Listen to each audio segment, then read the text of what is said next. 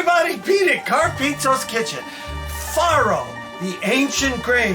The ancient grain from the Egyptians into the Mediterranean. Here it is in my hand. It looks a little like pearl barley. So today we're making chicken breast with multicolored peppers and onions with our faro.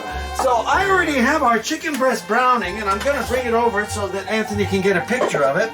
Here we have our chicken breast browning.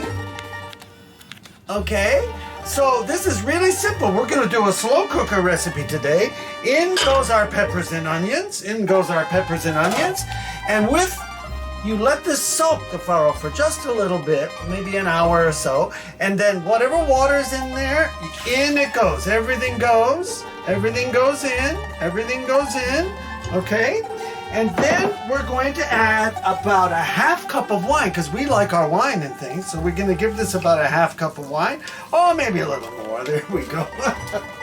And then we're going to give it just a little of Carpizzo's famous marinara tomato sauce.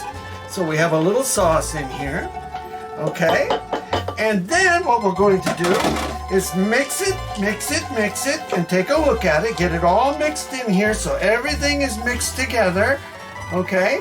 And then make sure, because you have a grain that's kind of like barley, that's kind of like rice, it's going to puff up. So what we're going to do is cover that with just a little water so that it just covers everything. Right here. Just a little more water. And you can adjust this. And in it goes. So now we're covered. We're covered. Give it another good stir. So everything, don't worry about the size you make your peppers or your onions. Okay, and into the slow cooker we're going to go. And we're going to set our timer at